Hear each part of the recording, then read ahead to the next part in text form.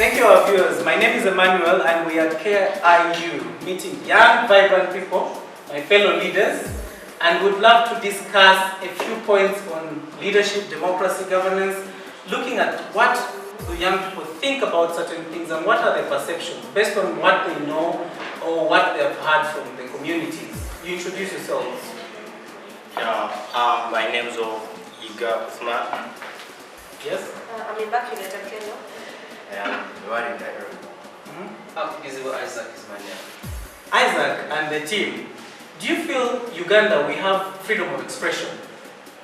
I'll start from you. Yes, in Uganda we do have freedom of expression.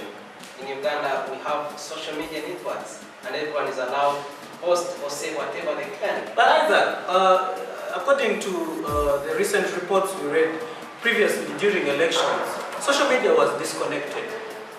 What do you have to say about that? Well, there is what we call law, and if someone or a group of people try to go beyond the limits of the law, the law has to act. We could have interjections, yes. Well, I think I would like to differ from him a bit. Yes. One, yes, in the Constitution, under Article 29(2)(d), there is a freedom of expression, but this freedom has always been censored. For example, we see during the last elections, everything went blank. We couldn't access social media. In the age limit debate, the first time it was tabled, we couldn't watch it. TVs were on, put off not to capture it. And these are social media platforms that we who could not access Parliament could actually follow what is happening in our country. And we have that right to know what's happening in the Parliament of Uganda. So I think the right to expression in Uganda is always censored. It's left free when it doesn't harm the government, but when it comes to critical issues that the citizens do not agree with the government, then the government tends to block our right of expression, and then our voices are not there, and also we cannot hear what other people have to say. What are those examples of places where the government has allowed us to use freedom of expression? One, you can go to the court and you give the evidence according to the case according to the case which you have there. You can go and give any evidence. Have you been to court before? Yeah, I have never went there, but I was not the one who was going to give the evidence. Just act as an eyewitness. So you were free to talk?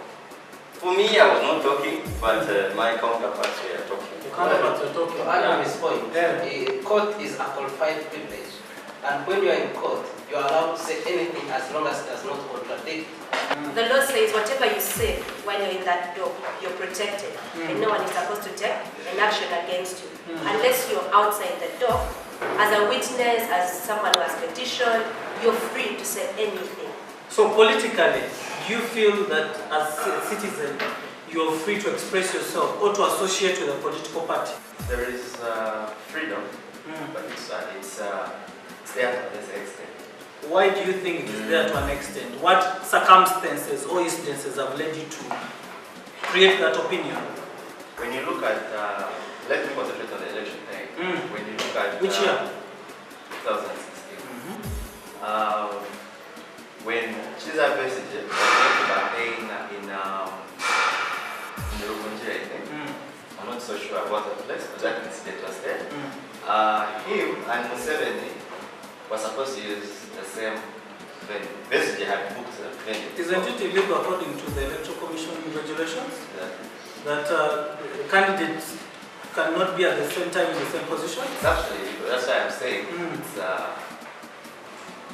they were against their right. Because he was going to campaign, then all of a sudden the Electoral Commission amended the program and they told him, you're not going to this place. The 7 son is in this place. So, but I know that how does that infringe on freedom of expression and association? Because it was within the regulations, according to what we all know. No, it was on short notice. There were other places they can go, and when this one's finished, they would bring their campaign and solicit for it. So, it's freedom of expression. Whereas it's there, because today I can go on Facebook and say, maybe 7 is any statement I make. So, you believe freedom of expression is there or not? In Uganda, it's only limited by individuals. For example, if you don't do the right thing at the right time and in the right place, the laws will catch you. Okay. For example, the Forum for Democratic Change former leader, Best, has always been convicted by police in Kampala because he goes against the laws, public order. Before we came here, I don't think we told the police that we were going to remand here. And the public order management talks about, I think it's around more than 3 people. If you're going to have a gathering, you should let them know. I don't think this was actually meant well for the people. It's actually meant to free the government to do what they want and oppress the people that oppose the government. If you look at the age limit debate, when people came out to consult, opposition MPs, wherever they would go, they would be arrested. Every time, even if they try to make notice to police, Winnie Kiza was trying to give notice that, I have this letter. But every time she goes to Nakawa, they are arrested. I see we are discussing much of the law. Do you feel that there's equality produced out of the laws of Uganda for the citizens? Do you feel that the law is giving us that privilege of being treated equally as Ugandans? Yes. For me, on my own opinion, there is no any equality in the law. Why? Yeah, I can draw back to the Muslim clerics that are being put in the jail. As you have asked the question, that do I think that there is equality in the law against the people or against the citizens? That's where I draw back from the point that there is no equality to the people, because those people, they have spent there moreover like 3 years in jail. They have not been tried to the court. Okay, they are just brought to the court, but they are just being dragged back to the jail for a very long period of time. They have been scandals. Isn't that a normal legal procedure? Yeah, that's a normal legal procedure. Only that I think some people use it to their advantage. What is some people? If we talk about the Black Mamba incident, we are using the clerics example. No, I think we should draw from. Okay, if we talk about the clerics example, one, there is a right to bail. But then our laws contradict themselves. The Constitution says the right to bail is a constitutional right. And it goes ahead to say it's discretionary upon the judges and the justices who are appointed by the executive or the president. So then these judges and justices actually serve the interest of the person who appointed them. So we find that the laws contradict themselves. Basically is released from bail, on bail, and then just at the court premises, rearrested and taken back to court. And the court can't do anything because that is what the executive wants. And Professor Kanyahaba says... But someone will argue that there's a 48-hour detention rule. Yeah, the 48-hour detention. They were exercising. The 48-hour detention rule says if you've been in police for 48 hours without being produced in court, then you can apply for police bond and it's your right. But when you've already been produced in court, you can't use the 48-hour rule. You can only apply for bail, and it applies at all material times. It doesn't matter how long you've stayed in court. What do you feel, my brother? Well, some people are problem individuals like the clerics. Governments tend to find they are guilty of what they are being arrested for. What evidence are you based on? Their reactions towards their arrest itself shows that there could be some facts. No, I disagree with you. Have you seen a clip whereby those guys were arrested? One was just picked from the street and taken to the jail. They have applied for a bail for so many times, but they have been denied the chance of getting that bail. What do you feel about the law itself? There is, when you talk about affirmative action, the law is very good. It has tried to bring to the table of men. But it has brought equality in other words. But when you talk about politics, but affirmative action also applies in politics. Okay, I'm bringing it in the context of political events because affirmative action can be a gradual process. Give me examples of, the people who are listening and want to understand what political events are you meaning in particular? They can be, like I'd say, election campaigns. They can be media broadcasts about how people feel about the government. When you look at Article 44 of the Constitution, it talks about non-derogable rights. And one of the rights, the right no one should take away from you, is a right to, no one should be subjected to torture, human degrading treatment. when you look at the way those people are being treated in North Kenya, it's completely because it was an institution of government that was totally those people. Okay. So, in other words, what we are agreeing is that there's a level of equality and there's no level of equality based on the different reasons everybody has given. Well, but yes. The law is good, but the way it is being implemented is what has some problems. Like how is it implemented, for example? Yes. Give one example of how it is implemented that is causing a problem. For example, when they are arrested, these clerics, when they are being interrogated, the act of interrogating them, which is torture in this case, is human degrading. So in other words, let's give solutions. What do we feel should be done for this equality to be established? Just like one sentence, all through. Yes. Equality should be promoted whereby all people deserve to be given bail. All people deserve to be given bail, okay? Even though they pose a danger to the society? That's a debate for another day. Yes. I think for us to have equality, the way justices and judges and top police officials are appointed should be changed. We should have people appointed basing on the views of the common people, other than the president. So let the people choose who they want to represent them. So in other words, they should be voted? Not really how it is voted. Let the Justice Commission submit the names that want, qualifications. Who will appoint the Justice Commission? Yes, this is what I'm saying. The Justice Commission is always appointed by the lawyers themselves and the Uganda Law Society. So these people will get which people qualified for judges and justices. Then they give their names to the public in newspapers, televisions, and they consult the constitution. So the legal fraternity should be able to... Yes, it should be independent from the executive. Okay. And then they should not be appointed by the president to avoid serving, a one man's interest. Yes, my brother. They should give due regard to the doctrine of separation of powers. The legislature should do its role, the judiciary should do its role, and the executive should do its role, without one interfering with the other.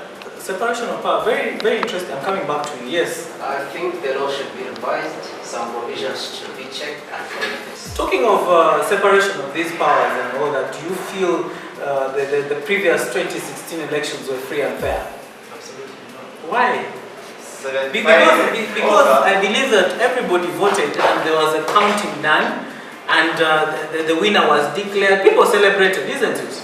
And then there was no coup which took place and so on.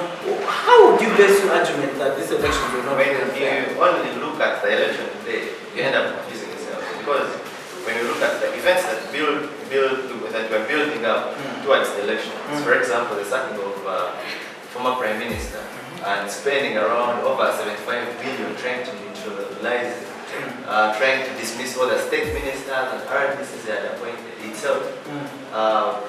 Money was being wasted. But you see, it might, someone will argue that the president did this in the confines of his authority as the appointing authority. He is entitled to reshuffling and changing the leadership the way he sees.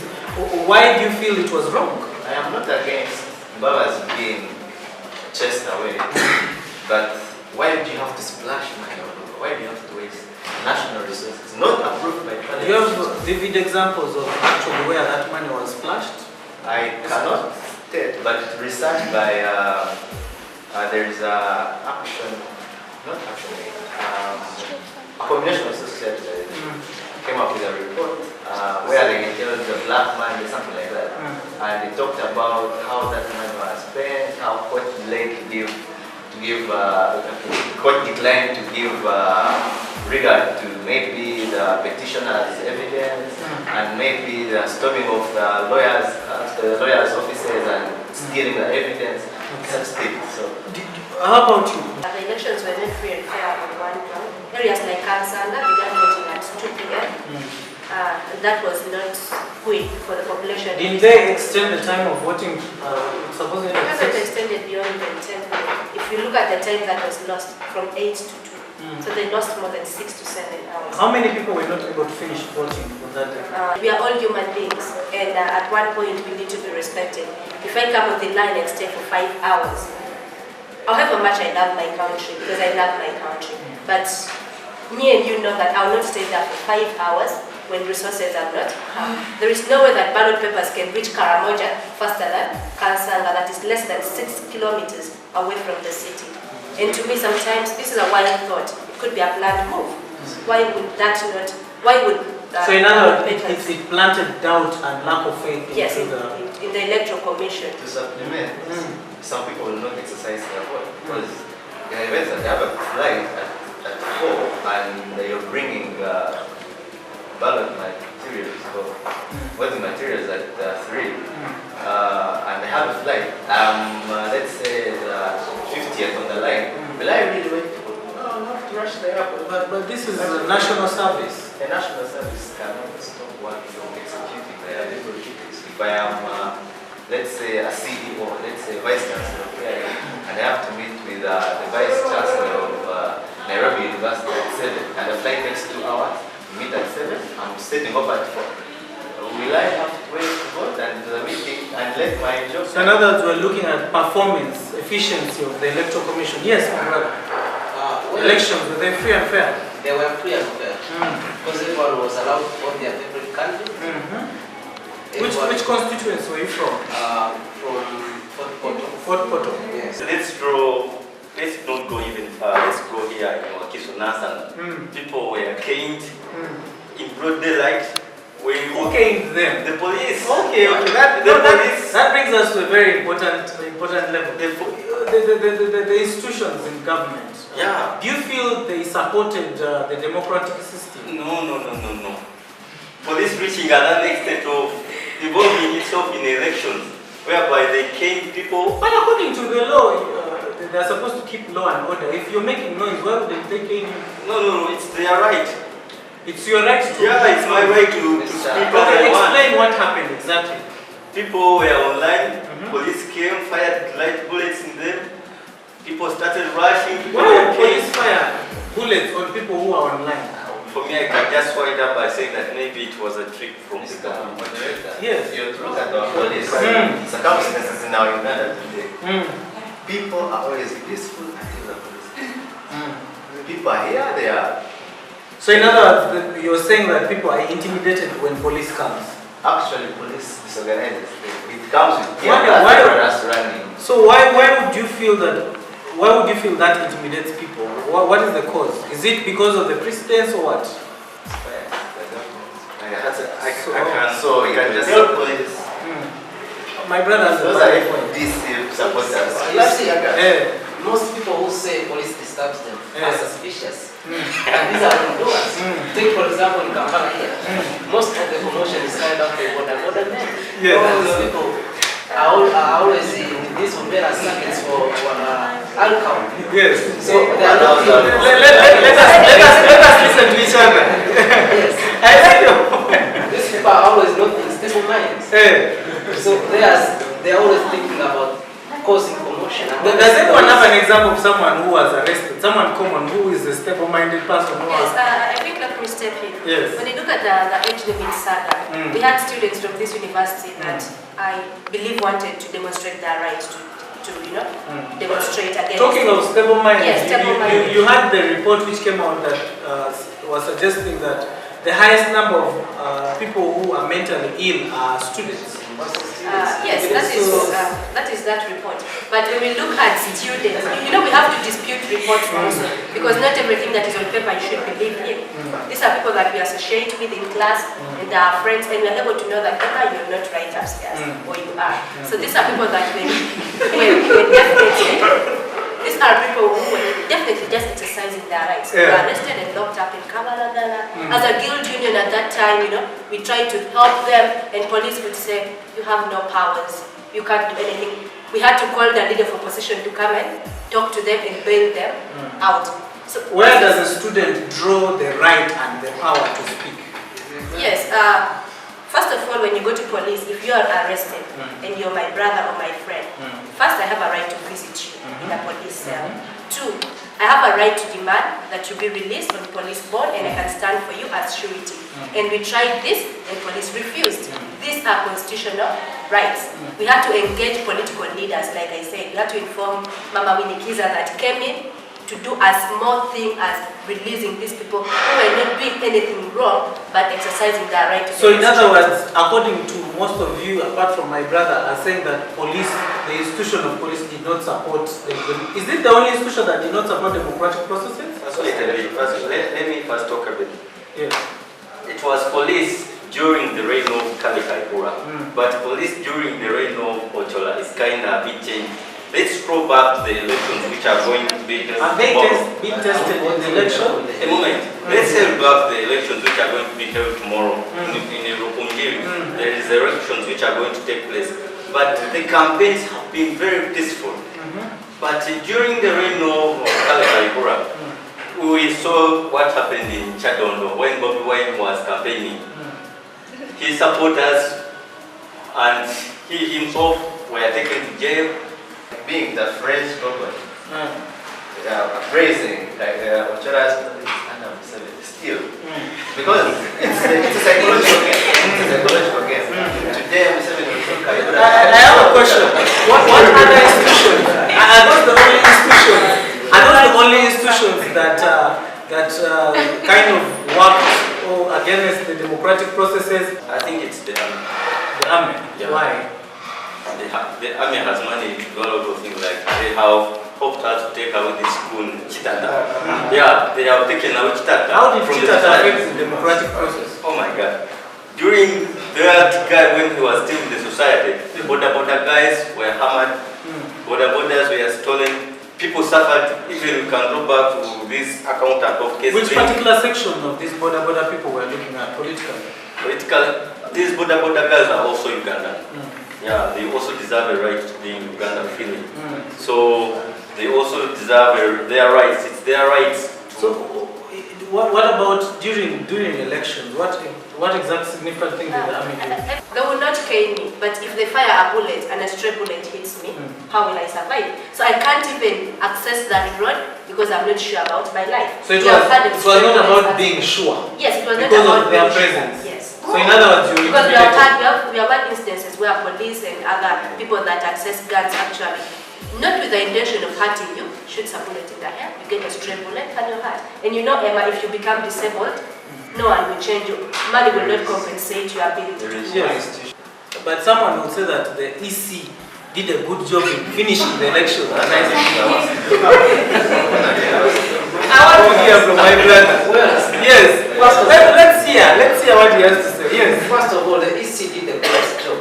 Organizing the ballot papers, overseeing the whole process of elections. Again, court also did a good job when they dismissed the petition of Baba's request was going to distract Uganda police. Are you aware that in that petition, the justices actually say there is evidence of election malpractice, not good enough to nullify the election, as long as there is an evidence or there are evidences of election malpractices. That is already evidence in courts of law. But there is a question. There is a question.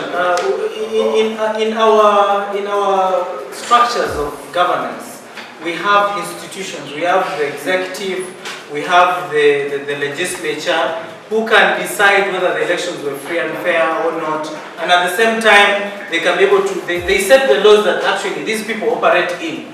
According to you people, do you feel that there is a respect between these two arms of the legislature and the executive?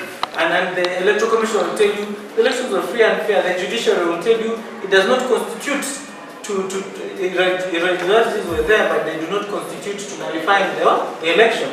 All these people were using these confines of power. So it brings a question: do you feel the executive or the legislature are respecting each other? And do you feel that these leaders of ours are also respecting the laws of the land? In regard to whether they are respecting the laws of the land, to some extent they are, because the role of parliament is to make laws, and it has done its job. But which laws are they doing? That's the question. The executive will want an amendment, so they'll have to push for it. They'll have to follow it with money. They'll have to take it to Japan for a mentorship program, or now you're going to amend this. to take who? Me? Yes. The MPs. The very MPs will have to. But But you know, these MPs are also individuals with free will. But what is the real problem? The real problem is that they are being influenced by money in the first place, and the outrageous power of the president. You see, the constitution supposes power on one person that if he says no, anything can stop in Uganda. But we clearly remember during the distribution of the money, Betty Nambozo refused the money and they took it back. Why are you saying they're influenced by money and yet there are MPs who actually refused the money? What is the problem? Those are rare cases. That's the opposition. We have, those are the very guys who are against that bill. I think, first of all, even the question of the parliament is not realistic. And it comes back to us as the voters. We can't vote over the 316, over 300 and something MPs with less than 100 on NRM, with less than 100 on opposition. And yet we very well know that MPs that actually voted no and were on NRM, first their own meat of the bargain, you know, they had to appear before the committee and answer questions. For example, my woman member of parliament from Otuke. After that, I saw her on TV and saying, yeah, we are going to appear here. So these people do not serve the interest of the electorate, but the interest of the political party. But I'm sure the woman MP of Otuke voted no. Yes, she voted no. But after voting no, you very well know that those people that voted no, what is her name? Ruth Nakabira. She came out and said, those that voted no, we are going to summon them. So now you see that these people that voted no, some of them were dealing on the interest of their people. Now the party wanted them to deal on the interest of the party, which violates Article 1 of the Constitution, saying the power belongs to the people. And in our Ugandan parliament, power actually does not belong to the people. Power belongs to the political party that you belong in. And until we understand that fact, our constitution is a lie and a sham. He mentioned something about being motivated by money, but as we all know it, they said that this parliament was given money, 29 million, for consultation. You know, they were given to consult. Why do we want to think that that was the motivation? Why would you think it's a motivation? I don't think that's all. What other money was being given? Probably they were given. That was money to facilitate their consultation. Then there was a consideration for you voting. Please make sure you vote yes. Did your MP consult with that, use the 29 to consult in your constituency? Well, I did, but the problem is not money. What did they do before you can go to the problem? Of course, they came, got a group of people, a small group of people, gave them yellow t-shirts, and after brought back information that they are consulted. But the problem is not money. The problem is the political system. An MP goes to parliament knowing that they have to preserve and fight for the interest of the political party. So one would not go to vote for the removal of age limit bill or it to be maintained, knowing that I will betray the interest of the political party. So you have to do everything to serve the interest of that political party you belong to. So, but now, it brings a very exciting dimension and element. According to you guys, do you think government has done enough to curb down corruption? I went there to replace my national ID at Koro. I went there in the morning, till evening I was not working. So the guy came and told me how much you have so that I can help you. What do you think? Since I needed the service, I had to surrender the money so that I can be working. You surrendered the money or you paid a bribe? I needed the service. Do you know that that's against the law? Yes, it's against the law. But since it's the order of the day, all government officers are corrupt. I had to surrender the money so that I can get the service. Do you feel corruption has been curbed or the government has done? Well, the government has done its part, but the problem remains with the people. Like what is its part? Like my brother here has submitted. How has the government done its part? The government has put in place bodies like the Anti-Corruption Coalition. We have bodies like the IGG. We have different programs. Like my brother, I can just inform that those are toothless bodies. Yes, but still, the government is doing its part. But the people, because they lack information. That brings out the point of the people and all that brings us to the last question we have on board is that in the instances, do you feel that decentralization has been done in a goodwill or commitment to make sure that people receive equal opportunities, equal services and so on? Do you feel government has reached up to that commitment? Decentralization? Yes. I think they are trying, because when the moment you decentralize power to the local government, and to LC1, you see it's trying, because at the end of the day, funds are going from the district, let's say funds to finance projects. Only that when funds reach the district, like my district sometimes sends money back to the ministry because they have failed to plan for the money. Not because they do not know what to do, because I don't know why. I think their mindset is still. Which district do you come from, and which was cut from which district? I come from Mutuke, and it was cut from Mira district. Has it been of great advantage that you have a district of your own now? I don't even think it's an advantage. To me, it's actually a loss. Why? One, people that contest to represent us at the local levels. First of all, most of them are not up to date with policy. They do not know how to make policy. What are you choosing from? If you have a bucket of rotten mangoes, you pick, the very best one among the rotten mangoes. People from Otuke, 60% of them are actually not educated. And shamelessly, we were educated, do not want to go back there. So the people that actually socialize with these local leaders do not themselves understand what policy is. So they vote, in Otuke, this is what they say. There is a saying that I will vote he or she that's me as with shea butter because he or she identifies with me. So I am not voting a capable leader, but I'm voting that person that eats shea butter or smears with shea butter. So, my brother, decentralization, what is your take? Do you think, let's say, government is committed to a full decentralization and dissolution of power? Now we're talking about power to these various places. Yeah, to my own opinion, the government is doing a great job, but in another way around, it's a disadvantage because a lot of money is... Tell me the good in examples, in factual based. What is the good thing and then what is the other? The good thing is that people are able to get services nearer. I think that's the best good Services thing. like which one? The services, because when they create a municipality, they are able to build some nice roads. But it's a great advantage that there is going to be a lot of corruption. In 30 seconds, what are those solutions we should do to amend the issues that we've been tackling? Well, to fully succeed with decentralization, the government should come up with a policy that makes accountability from the bottom, from top to bottom, so that these services they try to send to the bottomest person are realized. Accountability. Yes. And what of the other issues we have? The other issues like code, police, or national institutions towards democracy.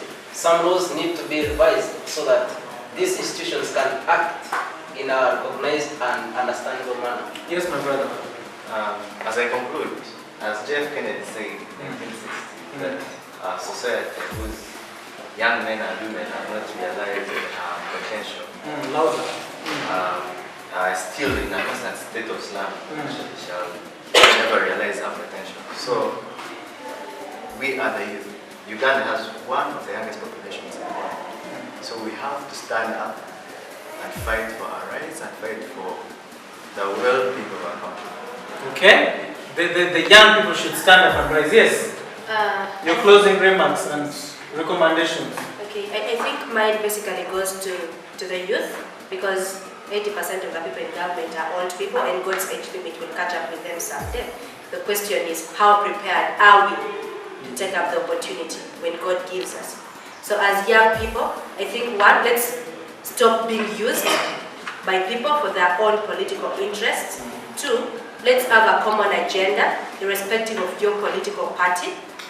And three, let's be honest to one another if we want a better country. Build the Uganda you want to see. If we make Uganda destroy, I can tell you we are going to be neo-colonized and we are going to be enslaved in our own country, because that is coming. We are already in taxes and thousands of taxes, and enslavement is coming. If black young people do not rise up, then we are going to have the second step of neo-colonialism, and it might be rougher than the first one. Yes, my brother. Yes, for me, my own conclusion is about corruption. I want to conclude with corruption. It's me and you who are going to end corruption. We should end corruption from the start by ourselves. We should not wait for the government officials. We should not wait for the president, for the MPs. So next time you're renewing your ID and they ask you about one report. Yeah, next time let's implement the laws. All right. Thank you so much, guys. You've heard the voices of the young people, and at the same time, you can do the same. You can advocate for the same, and even advocate for more. Create awareness among the fellow young people. Each one teach one. This has been a Dicto Dialogue, and I'd love to thank the panel participants, and wish you a great evening. Thank you.